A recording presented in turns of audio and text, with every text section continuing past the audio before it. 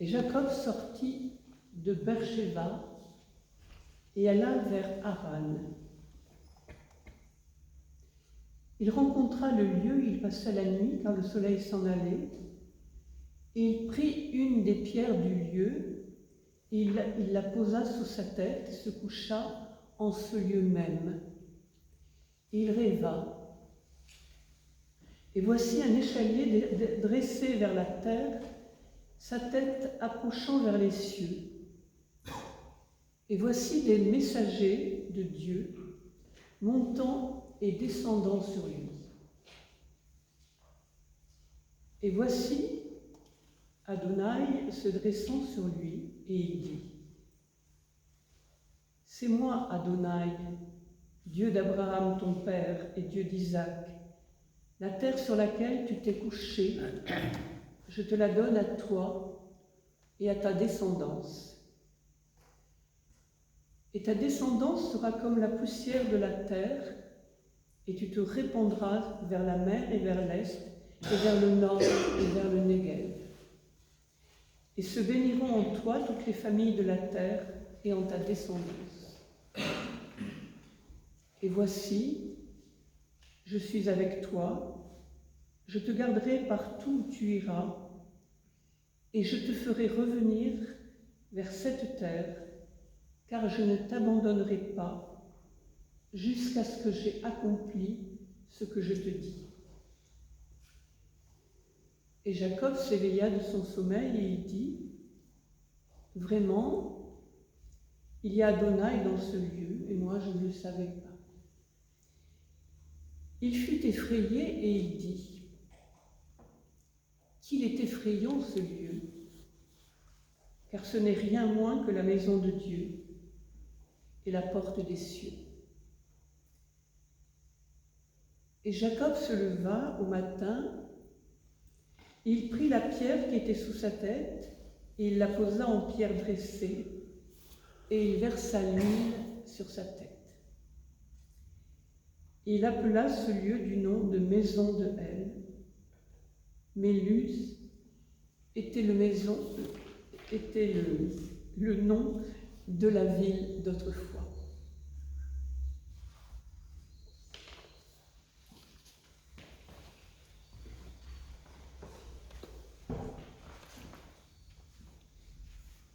Et dans l'évangile de Luc,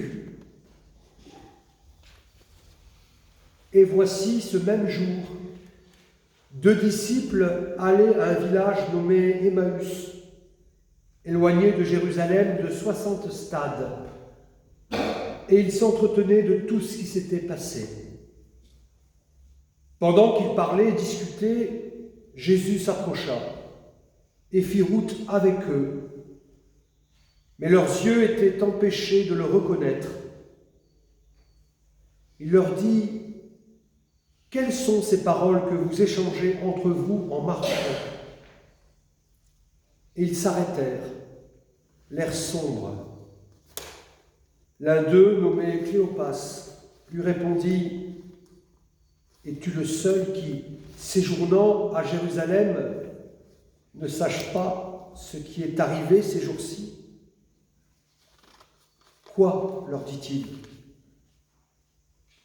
Et lui répondirent ce qui est arrivé au sujet de Jésus, le Nazaréen, qui était un prophète puissant en œuvre et en parole devant Dieu et devant tout le peuple, et comment les principaux sacrificateurs et nos magistrats l'ont livré pour le faire condamner à mort et l'ont crucifié. Nous espérions que ce serait lui qui délivrerait Israël, mais avec tout cela, voici le 3e jour que ces choses se sont passées. Il est vrai que quelques femmes d'entre nous ont fort étonné, s'étant rendues de grand matin au sépulcre et n'ayant pas trouvé son corps. Elles sont venues dire que des messagers leur sont apparus et ont annoncé qu'il est vivant. Quelques-uns de ceux qui étaient avec nous sont allés au sépulcre et ils ont trouvé les choses comme les femmes l'avaient dit. Mais lui, ils ne l'ont pas vu. Alors Jésus leur dit : Ô homme, sans intelligence, et dont le cœur est lent à croire tout ce qu'ont dit les prophètes. Ne fallait-il pas que le Christ souffrit et qu'il entrât dans sa gloire? Et commençant par Moïse et par tous les prophètes, il leur expliqua dans toutes les Écritures ce qui le concernait. Lorsqu'ils furent près du village où ils allaient, il parut vouloir aller plus loin. Mais ils le pressèrent en disant « Reste avec nous, car le soir approche, le jour est à son déclin. » Et il entra pour rester avec eux. Pendant qu'il était à table avec eux, il prit le pain, et après avoir rendu grâce, il le rompit et le leur donna. Alors leurs yeux s'ouvrirent, et ils le reconnurent. Mais il disparut aussitôt de devant eux. Et ils se dirent l'un à l'autre, « Notre cœur ne brûlait-il pas au-dedans de nous lorsqu'il nous parlait en chemin et nous ouvrait les Écritures ?» Se levant, alors même, ils retournèrent à Jérusalem. Louange à toi, ô Christ. Et ces deux textes, on va les laisser se déposer en nous. Je vous invite à chanter un psaume, le psaume 67, que vous connaissez, je crois, tous. Que Dieu nous bénisse. Je vous invite à vous lever.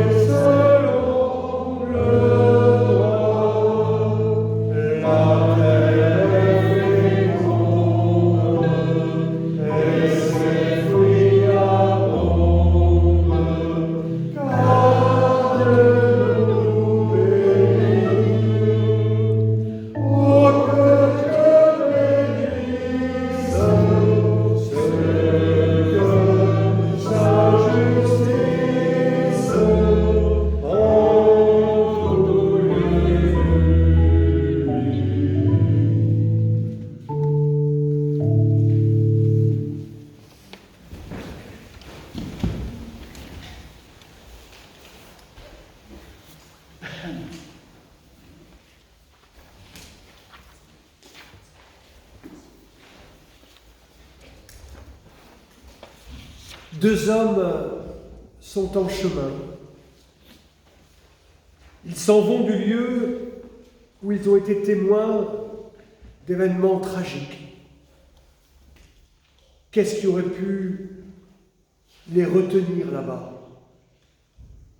Pourquoi rester à cet endroit où l'espoir et leurs rêves ont été brisés? Heureusement, ils sont deux. Ils peuvent parler, se remémorer ces événements. mettre en mots ce qui les fait souffrir. Seul Luc, vous le savez certainement, seul Luc nous parle de ces deux hommes qui sont dans le trouble, le questionnement. Ils marchent, et Luc écrit, ils s'entretiennent de tout ce qui s'était passé. Luc utilise ici deux verbes. Le premier que l'on traduit généralement par s'entretenir, homiléo, contient l'idée d'un dialogue, d'une mise en tension. Le second que l'on traduit ordinairement par discuter avec quelqu'un, soudzé théo, signifie littéralement faire des recherches. Retentit ici et vibre encore la question des deux messagers aux vêtements brillants, souvenez-vous, que les femmes ont aperçus dans le tombeau vide. Pourquoi cherchez-vous? Pourquoi cherchez-vous le vivant parmi les morts? Parce que ces deux hommes cherchent, sont en recherche, parce qu'ils sont en chemin, au sens propre comme au sens figuré, alors un événement peut surgir, peut survenir et modifier le cours de l'histoire, le cours de leur existence. Ils ont l'air sombres, nous dit Luc. Ils parlent de leur espérance au passé, mais ils ne sont pas prostrés, figés. Ils sont en chemin. Et c'est parce qu'ils sont en chemin qu'un autre peut faire la route avec eux. Un homme, un inconnu, s'approche et leur parle. Il pose des questions. Et leurs réponses, vous l'avez entendu, jaillissent comme une cascade. Cela ne s'arrête plus. Ils n'ont pas oublié les événements survenus ces derniers jours à Jérusalem.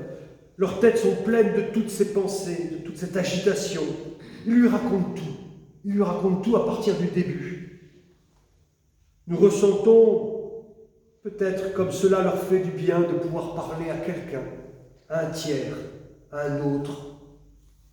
Ils parlent à nouveau de leurs espoirs. Ils lui parlent aussi de ceux qui s'est brisé en eux. Le fait même de parler à cet homme les apaise, les libère peut-être d'un poids.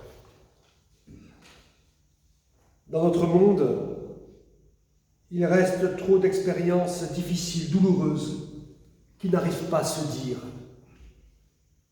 qui n'arrivent pas, oui, à s'exprimer, des souffrances non exprimées, parce que personne, peut-être, ne pose les questions, les bonnes questions, parce que personne n'est là pour écouter en vérité. Les disciples d'Emmaüs font l'expérience d'une présence qui chemine avec eux, qui les accompagne. Et ce n'est qu'après les avoir entendus longuement que l'inconnu se met à parler. Ils parlent des Écritures, qu'ils connaissent tous les deux. Ils guident leur regard sur l'action de Dieu, sur l'agir de Dieu. Ils déploient le sens des événements de Jérusalem. Dans le trouble de leurs pensées, se dessine alors un nouvel horizon. Luc nous donne le nom d'un des deux disciples, Cléopas. L'autre reste un anonyme. Peut-être Luc a voulu permettre à tout lecteur de son évangile de s'identifier à cet autre. Nous sommes tous sur le chemin d'Emmaüs. Ce village que les archéologues n'arrivent pas à localiser et que Luc situe à une douzaine de kilomètres de Jérusalem. Cette localité où les trois hommes se dirigent à 2 heures à pied de Jérusalem n'a laissé aucune trace, aucun vestige. Où se trouve Emmaüs? étonnamment, dans plusieurs manuscrits, dont le Codex de Bèze, qui témoigne d'un état du texte très ancien, si pas le plus ancien, le nom qui apparaît dans le récit de Luc n'est pas Emmaüs, mais Oulamaüs. Or, ce nom est celui donné dans la Septante, donc dans la tradition grecque de la Bible hébraïque, pour le texte que nous avons lu, qu'Edwige a lu, le texte de Genèse 28, ce lieu mystérieux où Dieu apparut en rêve à Jacob, Jacob qui lui-même était la figure d'un homme en marche et même en fuite. Jacob appellera ce lieu du nom de Bethel, maison de Dieu en hébreu. Mais le texte précise, auparavant, ce lieu s'appelait Luz, Oulam-Luz, le chemin d'Oulamaüs, plus tardivement Emmaüs, est donc le chemin où Dieu se révèle et provoque une conversion, un retournement. Ce sera le cas pour Jacob à Bethel, Bethel qui se trouve à une dizaine de kilomètres au nord de Jérusalem. Ce sera le cas pour Jacob comme pour les deux disciples. Chemin où l'on passe d'une situation de détresse à la joie inattendue d'une vie retrouvée. Oulamaüs, Oulamous ou Emmaüs, métaphore du chemin de la foi, car nous sommes tous appelés à nous retourner, en commençant par nous questionner sur la personne de Jésus, le Nazaréen, appelés à relire les Écritures, approfondir leur sens, et notamment cette parole de Jésus adressée à Nathanaël dans le 4e évangile et qui se réfère explicitement au rêve de Jacob. En vérité, vous verrez le ciel ouvert et les messagers de Dieu monter et descendre sur le Fils de l'homme. Oui, parole de Jésus qui réveille le songe de Jacob. Jacob lui-même qui a fait un geste tout à fait étonnant puisque après ce rêve où il a entendu pour la première fois la parole de Dieu lui dire « Je suis avec toi », il va dresser une pierre et l'oindre, c'est-à-dire faire de cette pierre un Messie. Présence mystérieuse du Christ dans ce récit du livre de la Genèse. Oulamaüs ou Emmaüs est le lieu où nous nous laissons rejoindre par le Christ ressuscité. Lui qui révèle le sens des Écritures, les explique, les interprète, les ouvre, écrit Luc. Paul Ricoeur utilise l'image de l'écrin dans son livre « Penser la Bible », car selon lui, dès le moment initial de leur rédaction, la signification des Écritures est inscrite dans ces mots, comme dans un écrin, attendant d'être ouvert un jour. Le Christ ressuscité est présence qui ouvre l'écrin des Écritures. Notre cœur ne brûlait-il pas au-dedans de nous lorsqu'il nous parlait en chemin et nous ouvrait les Écritures? Le verbe ici employé par Luc est très rare, dianoigo. Il signifie ouvrir quelque chose en y entrant, comme l'enfant ouvre la matrice et passe à travers. Entendons que le Christ nous ouvre les Écritures et nous y attend, car il est présence au cœur même de toutes les Écritures. Et cela change tout lorsqu'on est dans cette interprétation, dans cette herméneutique. Plus tard, quand ils se retrouveront à nouveau seuls, les disciples se demanderont « Notre cœur ne brûlait-il pas lorsqu'il nous ouvrait les Écritures ?» Le Christ ressuscité est présence qui ouvre, mais aussi qui bénit, qui rompt et donne le pain. Et c'est alors qu'il y a une autre ouverture dans le texte, vous l'avez entendu. C'est alors que leurs yeux s'ouvrent et les corps se relèvent. Luc emploie ici le verbe de la résurrection, anisténie. On en a parlé dimanche dernier. Les deux hommes se lèvent et comme les femmes venues au tombeau, remplies d'une force nouvelle, se lèvent, se retournent et partent refaire la route vers Jérusalem, porter la nouvelle aux apôtres. Eux aussi deviennent messagers de Pâques. La présence du ressuscité s'est manifestée par l'ouverture de leur intelligence et de leur cœur. Elle a provoqué en eux une transformation comparable là aussi à un retournement, à une conversion. La présence du ressuscité ouvre leur regard, dessille les yeux et renouvelle l'espérance. Parfois, ce n'est que bien plus tard, dans une relecture de nos histoires personnelles ou collectives, que nous nous apercevons que le ressuscité marchait à nos côtés. Et je dirais, y compris dans les moments les plus terribles de notre histoire, les plus sombres de notre existence. Sur nos chemins jalonnés de deuil, de séparation, d'espoir trahi, la présence du ressuscité élargit notre regard, ouvre l'horizon. Il est la lumière qui nous accompagne quand on ne voit plus la lumière. Il déchire le pain, il bénit. Geste de Pâques qui nous fait passer de la vallée des ombres à la table de la joie, pour reprendre la parole de Jérémie ou celle du psalmiste. Alors, écrit Luc, leurs yeux s'ouvrirent et ils le reconnurent. Se levant aussitôt, ils retournèrent à Jérusalem.